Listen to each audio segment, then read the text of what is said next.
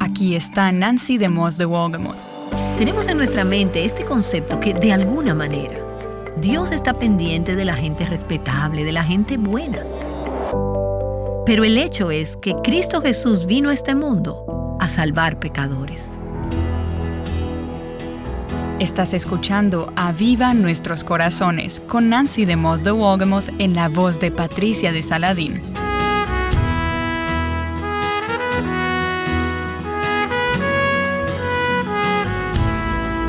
A lo largo de esta semana, Nancy ha continuado con la serie La Maravilla de su Nombre, 32 nombres de Jesús que cambian la vida. Si te has perdido alguno de los programas de la serie, te animo a escucharlo en avivanuestroscorazones.com.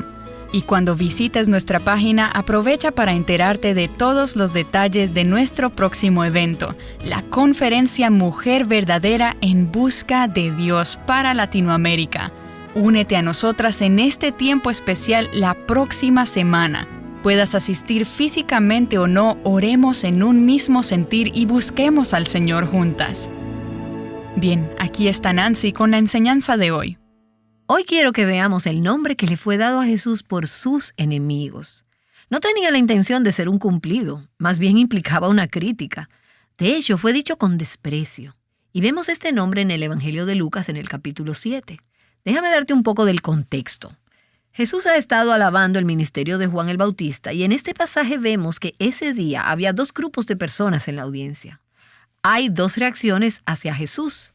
En Lucas capítulo 7, versículo 29, dice: cuando todo el pueblo y los recaudadores de impuestos, y quiero que recuerden esto, le oyeron, reconocieron la justicia de Dios, siendo bautizados con el bautismo de Juan. Pero los fariseos y los intérpretes de la ley rechazaron los propósitos de Dios para con ellos al no ser bautizados por Juan. Entonces tenemos ahí a aquellos que creían, el pueblo, los recaudadores de impuestos, y también estaban los que rechazaban ese mensaje, los fariseos, los abogados, los teólogos. Y ellos eran los críticos de Jesús. Entonces Jesús se vuelve hacia ellos, se dirige hacia sus críticos y les dice en el versículo 33, porque ha venido Juan el Bautista, que no come pan ni bebe vino, y vosotros decís, tiene un demonio. Ha venido el Hijo del Hombre, que come y bebe, y decís, mirad, un hombre glotón y bebedor de vino, amigo de recaudadores de impuestos y de pecadores. Ahora, cuando escuchamos el término amigo de pecadores, pensamos, oh, pero qué bien. Pero en el contexto original en el cual ocurrió, ese epíteto era una crítica. Glotón, borracho, amigo de recaudadores de impuestos y de pecadores. Bueno, y quisiera sugerir que quizás no haya un nombre más precioso dado a Jesús que ese. Amigo de pecadores. Pensar que el más puro de los puros sea amigo de aquellos que son totalmente tan diferentes de él. Mira Marcos, capítulo 2, y verás ese concepto ahí. El término no se usa ahí, pero verás el concepto de Marcos capítulo 2, cómo Jesús va a cenar a la casa de Mateo, el publicano, recaudador de impuestos, y el versículo 15 nos dice, y sucedió que estando Jesús sentado a la mesa en casa de Leví, muchos recaudadores de impuestos y pecadores estaban comiendo con Jesús y sus discípulos, porque había muchos de ellos que le seguían. Y ahí están los mismos dos grupos. Ahí están los recaudadores de impuestos y los pecadores. Y luego el versículo 16 dice, al ver los escribas y los fariseos que él comía con pecadores y recaudadores de impuestos, decían a sus discípulos, ¿por qué él come y bebe con recaudadores de impuestos y pecadores? Y de nuevo lo tenemos ahí como una crítica, es una crítica. Ahora, vamos a ver quiénes eran estas personas tan diferentes. Primero, los recaudadores de impuestos. Estos eran judíos que trabajaban para los romanos. Y como ustedes saben, ellos explotaban a los de su nación, pues al recaudar impuestos, ellos le añadían un margen de ganancia que se iba a sus propios bolsillos. Y ellos eran considerados como la mafia judía. Eran deshonestos y despreciados. Kent Hughes, en su comentario sobre Marcos, dice, los recaudadores de impuestos judíos eran los hombres más odiados en la sociedad hebrea. Ellos eran considerados como alimañas despreciables. Ellos eran lo más bajo de lo más bajo. Así es como se consideraba a los recaudadores de impuestos. Y entonces la otra palabra, ¿quiénes eran estos pecadores? Estos recaudadores de impuestos y pecadores con quienes Jesús comía. Bueno, los pecadores eran los marginados en la sociedad judía. Y esto podía incluir a aquellos que ignoraban las diversas leyes religiosas. Por ejemplo, podían haber sido aquellos que eran ceremonialmente impuros o prestamistas que cobraban un interés excesivo a sus compatriotas judíos, lo cual, según el libro de Levítico, no le era permitido hacer. Y pudieron también haber sido prostitutas o personas que vivían de ganancias deshonestas, gente con una moral dudosa de alguna manera. Este grupo de personas completo quebrantaba la ley, eran pecadores. De manera que tenemos recaudadores de impuestos, tenemos pecadores y luego tenemos a los fariseos. Y cuando usamos ese término, hoy en día pensamos en los chicos malos. Pero en realidad, en aquellos días, cuando se escuchaba ese término, ellos pensaban en los chicos buenos. Ellos eran la gente ultra religiosa de esos días. Eran moralistas, separatistas. Se enorgullecían de no asociarse con pecadores, con malhechores. Y la razón era que ellos no querían contaminarse rozándose con estos pecadores. Por lo tanto, para ellos era escandaloso que Jesús comiera y se juntara con pecadores, con las personas que no vivían de acuerdo a las reglas. Los ponía furiosos que al comer con estos recaudadores de impuestos y pecadores, Jesús de hecho los estaba invitando a ser parte de su reino. Los fariseos se pasaban la vida marcando límites y levantando cercas y manteniendo a la gente lejos del reino. Y aquí está ahora Jesús comiendo con ellos y diciendo, bienvenidos a mi reino. ¡Auch! Esto que Jesús hizo era una violación cultural del protocolo. El versículo 17 nos dice, al oír esto, esta crítica, porque él come con recaudadores de impuestos y pecadores, Jesús les dijo, a quienes estaban hablando, él le habla a los fariseos, los que estaban furiosos contra él, y les dice, los que están sanos no tienen necesidad de médicos, sino los que están enfermos. No he venido a llamar a justos, sino a pecadores. Verás, Jesús vino a sanar a aquellos que estaban enfermos espiritualmente con la dolencia del pecado. Ahora, lo que él está dejando implícito es, ustedes, fariseos, creen que están bien, por eso no necesitan un doctor, pero estos pecadores están enfermos y ellos necesitan un médico. Pero lo que los fariseos no se daban cuenta es que ellos tenían tanta necesidad de sanidad espiritual como esos recaudadores de impuestos y pecadores que tan escrupulosamente evitaban. Pero los fariseos no podían ver su propia necesidad espiritual. Igual que muchas de nosotras que hemos crecido en la iglesia y nunca hemos conocido algo diferente. Somos primogénitas, desde el nacimiento somos unas guardas de la ley. ¿Sí entiendes de lo que estoy hablando? Yo soy una de ellas. Yo soy una farisea en recuperación. Ellos no podían ver su propia necesidad. Ellos pensaban que estaban bien y no se daban cuenta de que eran enfermos terminales de pecado y que solo Jesús, el gran médico, podía sanarlos.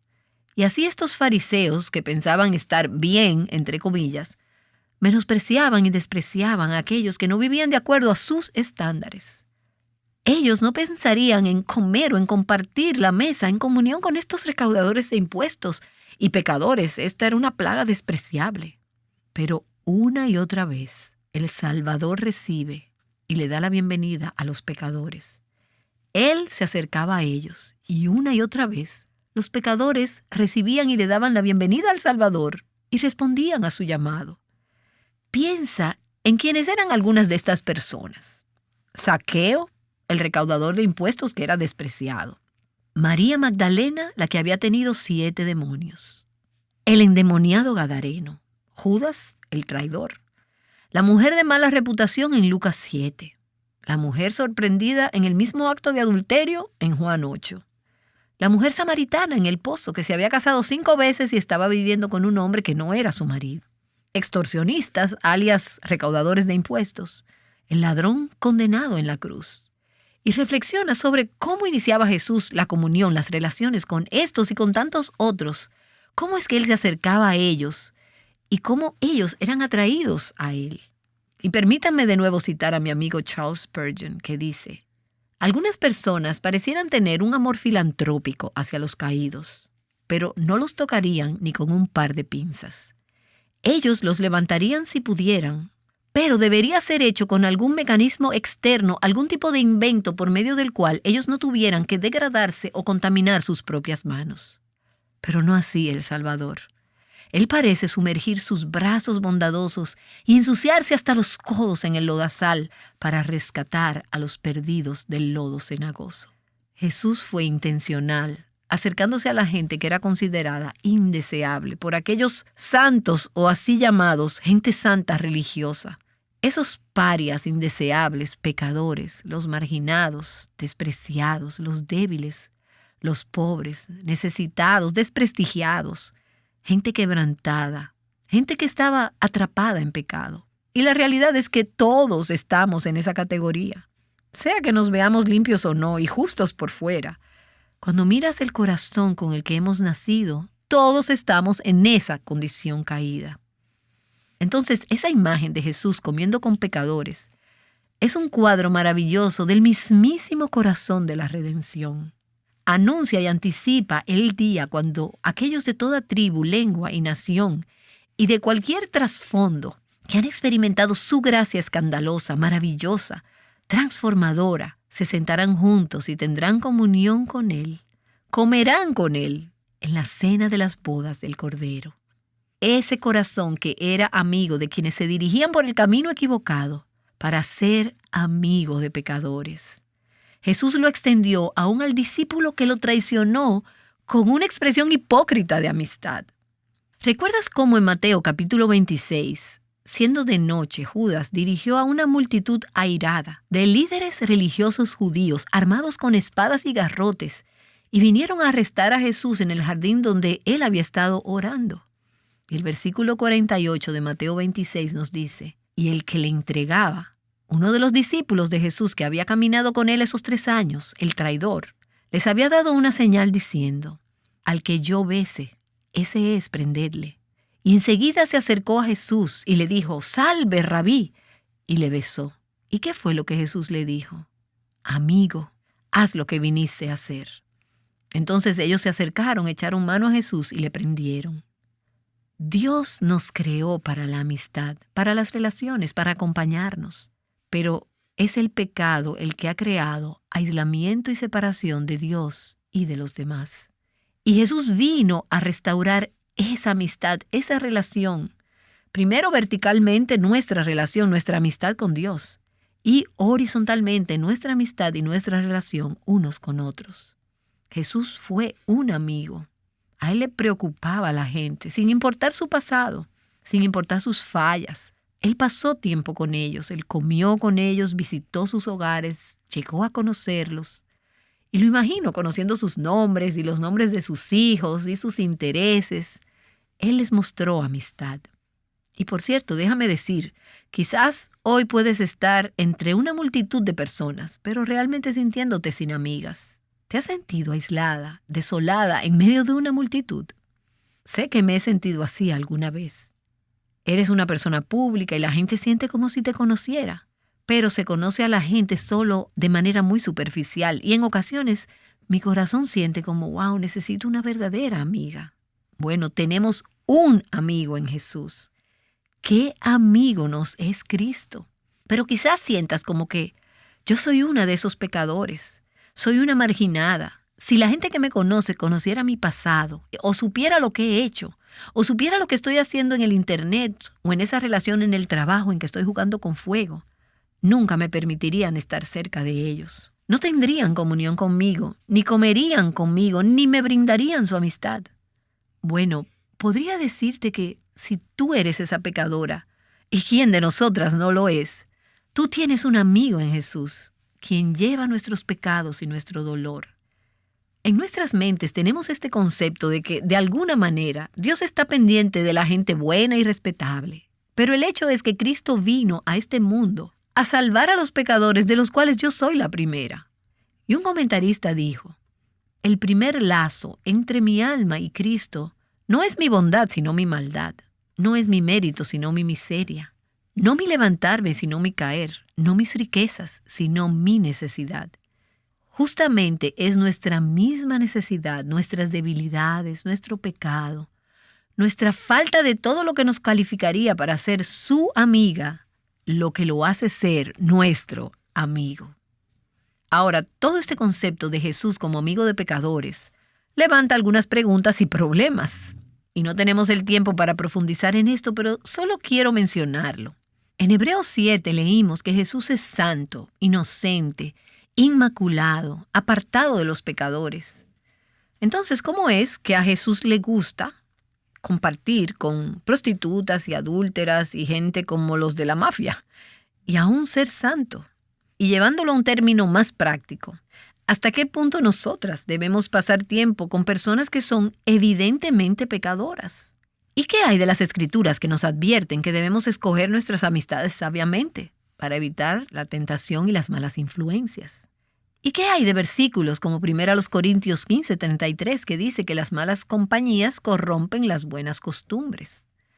Recientemente platicaba con una mamá que estaba batallando con el tipo de límites que iba a establecer para sus hijas adolescentes en relación con las amistades con las que salen. Y hablamos con una mujer hace algunos días respecto a cómo ser amiga de personas no piadosas sin deshonrar de manera alguna al Señor y sin actuar como si su pecado estuviera bien. Bueno, no tengo respuestas para todas esas preguntas y yo misma batallo con los mismos asuntos. Pero recordemos que Jesús no es amigo del pecado. Él no tiene una amistad de las que consienten el pecado. Él vino a liberar a los pecadores de su pecado. Él no pasa por alto nuestro pecado. Debía haber un pago por el pecado y Jesús lo pagó con su vida. Cristo llevó el castigo por nuestro pecado y por el pecado de cada pecador en el mundo que ha puesto su confianza en Él. Y eso es lo que significa que Él es un amigo de pecadores. Jesús es un amigo para cualquiera que se reconoce pecador y recibe su amistad. Pero la amistad de Jesús no es solamente de compadraje, es una amistad purificadora y dedicada. Y tal como lo experimentaron muchos pecadores cuando Jesús estuvo aquí en la tierra, una vez que recibes su amistad, no puedes continuar con tu pecado, porque su amistad es transformadora. Él alejará nuestra inclinación a pecar, nuestro deseo por el pecado. Por tanto, ser amiga de pecadores no significa que consintamos o participemos de su pecado. En los pasajes que hemos estado viendo, Jesús se comparó a sí mismo con un médico. Piensa en un doctor que trata con muchas enfermedades. Al doctor no le agradan los males con los que trata. A él no le encantan, ni tiene el deseo de andar alrededor y de contagiarse. Y no consiente las dolencias en la vida de las personas enfermas. Su propósito es ayudarles a mejorar. Bueno, Jesús se asoció con pecadores para poder ayudarles a estar bien, para que por su gracia ellos pudieran ser totalmente restaurados. Entonces, al considerar la amistad con pecadores, creo que necesitamos preguntarnos lo siguiente. ¿Cuál es mi motivación? ¿Por qué quiero ser su amiga? Y estas preguntas también te servirán para ayudar a tus hijos o a tus nietos o a los adolescentes a sopesar estas cosas. ¿Es porque disfruto su estilo de vida y quiero participar de ello? ¿Tengo un deseo sincero de que conozcan a Jesús, el único que puede librarles de todo lo que no es santo? Y creo que esta es una pregunta útil al considerar nuestra amistad con pecadores. ¿Soy yo una influencia para ellos o ellos me están influenciando a mí? Y nuevamente te tengo que decir que esto es algo muy útil para enseñar a tus jóvenes a pensar bien acerca de esto. Y permítame atreverme a compartir algo para lo que les sea útil. Los pecadores que no se arrepienten y no están abiertos a considerar el Evangelio, es muy probable que no deban ser nuestras amistades más cercanas, porque no tienen en común aquello que es lo más importante para nosotras, que es el amor de Jesús. Pero eso no significa que nosotras no podamos ser buenas y verdaderas amigas de esas personas. Una vez que nos hemos hecho amigas de Jesús, tenemos que estar dispuestas a extender su amor y su amistad a pecadores de todo tipo, recordando que nosotras también somos pecadoras en desesperada necesidad de misericordia. No merecemos su misericordia o su amistad más que los demás. Jesús se ha hecho nuestro amigo y eso nos ayuda a recordar que no existe una clase de pecadores que esté más allá del perdón de Dios, fuera de su alcance. No hace mucho leí un libro y vi una entrevista de una mujer llamada Rosaria Butterfield. Y no sé si conocen su historia, pero es una historia sublime. Rosaria era profesora en la Universidad Syracuse, en una universidad grande. Y ella también era una activista y feminista lesbiana, radical. Y lo había sido por muchos años. Publicó un artículo en el periódico local criticando una organización cristiana. Y como respuesta a ello, ella cuenta cómo recibió muchos correos de odio y también muchos correos de entusiastas seguidores. Ella dijo cómo clasificaba su correo en dos grupos diferentes, correos de odio y correos de seguidores. Pero luego ella dijo, recibí una carta que no podía decidir a qué montón enviar. Era una carta amable de un pastor local que había leído el artículo en el periódico. Y ella dijo que claramente él no estaba de acuerdo con ella, pero no tenía un tono contencioso. Él no la odiaba. Y le hizo preguntas para reflexionar respecto a cómo es que ella había llegado a colocarse en esa posición. Y la invitaba a llamarlo y hablar un poco más sobre estas cosas. Y Rosaria pensó, bueno, esta es la carta de oposición más bondadosa que he recibido. En ese tiempo, Rosaria estaba recabando información para escribir un libro sobre los derechos religiosos, que por supuesto ella no apoyaba, pero pensó, bueno, quizás debiera hablar con este hombre que me podría ayudar en mi investigación. Y finalmente lo llamó, y cuando lo hizo, el pastor la invitó a venir a su casa a cenar, para que pudieran explorar a fondo algunas de las preguntas. Ella se sintió un poco nerviosa al respecto, pero pensó que esto podía ayudarla en su proyecto de investigación y decidió aceptar la invitación. Y esa tarde, en la casa del pastor Ken Smith y su esposa, fue la primera de muchas horas y tardes pasadas junto con esta pareja. De hecho, fueron 2 años los que ella pasó reuniéndose con Ken y con Floyd antes de poner un pie en su iglesia. Y a lo largo de esos 2 años, ella dijo, Ken, Floyd y yo nos hicimos amigos. Y para hacer corta una historia larga, porque es una historia larga, ella vino a los pies de Cristo, el amigo de pecadores. Su vida fue transformada radicalmente y es una historia fuerte. Y para ver más recursos de Rosaria Butterfield, entra a nuestra página en inglés, reviveourhearts.com. Y me encanta ver en esta historia cómo el pastor Ken y su esposa Floyd reflejaron el corazón de Jesús, el corazón de Cristo, que dejó la comunión inquebrantable con espíritus semejantes en los cielos para venir a esta tierra con el propósito de hacerse amigo de pecadores, que iban dirigiéndose al infierno. ¿Y acaso no nos resulta difícil a veces salir de nuestro pequeño círculo de comunión con amigas que tanto disfrutamos para ir y entrar entre aquellos que aún no conocen a Jesús? Y eso me lleva a preguntar lo siguiente. ¿Eres amiga de pecadores? ¿Lo soy yo? ¿Cuántos pecadores perdidos conocemos realmente? ¿Con cuántos pasamos tiempo? Estas son preguntas con las que he escudriñado mi corazón al meditar en Jesús, el amigo de pecadores. Tendemos a organizar nuestra vida alrededor de personas que son como nosotras y queremos pasar tiempo con gente con quienes nos sentimos a gusto. Y estadísticamente, mientras más conocemos a Jesús, más pocos son los no creyentes alrededor de nosotros. Pecadores con la necesidad desesperada de un amigo verdadero. Escucha, como pecadoras que hemos sido hechas amigas de Jesús, debiéramos ser conocidas por dar la bienvenida y ser amigas de pecadores arrepentidos, y por extender nuestra amistad y el evangelio hacia ellos. Los que abusan de sustancias, personas sexualmente inmorales, homosexuales, heterosexuales, aquellos con quienes no nos sentimos tan cómodas y están cerca de ti, en tu ciudad, alrededor de nosotras. Y quizás vives en una ciudad pequeña, igual que yo, y estamos rodeadas de ellos aquí también. Necesitamos buscar maneras para llevarles a Jesús, el amigo de pecadores. Y recuerdo ese himno que se titula «Oh, qué amigo nos es Cristo».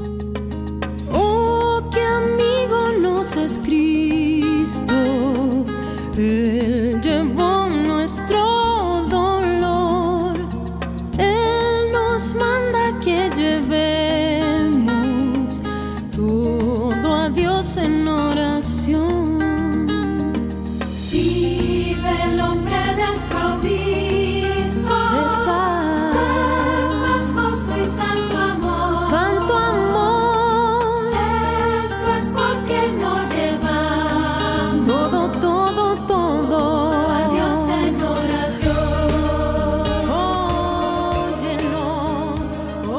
Señor, cuánto te agradecemos el habernos hecho tus amigas. Somos leprosas, agradecidas a tus pies, regresando a decirte gracias. Danos la gracia para dejar que tu amor fluya a través de nosotras para amar a otros que puedan llegar a conocer a Cristo, amigo de pecadores, Jesús el amigo de pecadores. Oramos en su santo y gran nombre. Amén.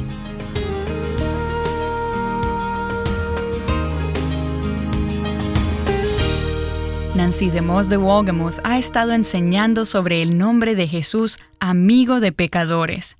Es parte de una serie llamada La Maravilla de su Nombre, 32 nombres de Jesús que cambian la vida. La enseñanza de hoy sobre Jesús como amigo de pecadores, mi amigo cuando no lo merezco, verdaderamente te deja asombrada de Él. Podemos proveer enseñanzas como esta cada día de la semana gracias a escuchas que creen en este ministerio y ven a Dios trabajando a través de él. ¿Has recibido mucho de Aviva Nuestros Corazones? ¿Ves a Dios usar este ministerio? ¿Te gustaría invertir en hacer que estos programas sean efectivos en la vida de más mujeres? Si es así, ¿orarías por nosotros? Necesitamos tus oraciones. Puedes hacer una gran diferencia en tus rodillas al orar para que la palabra de Dios dé fruto en la vida de aquellas que la escuchan. Si quieres compartir tu oración, te animamos a escribir en nuestra página web.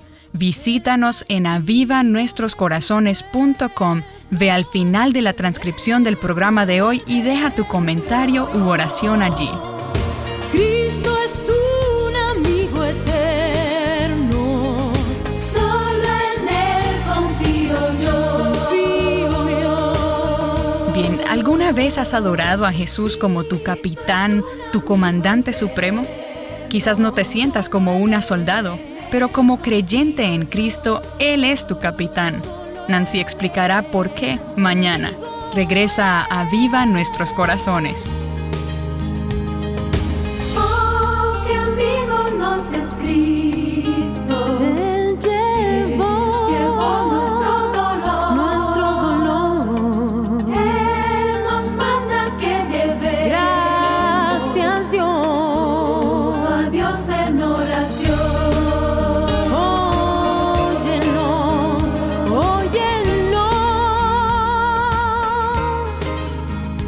Aviva Nuestros Corazones con Nancy DeMoss de Wolgemuth es un ministerio de alcance de Life Action Ministries.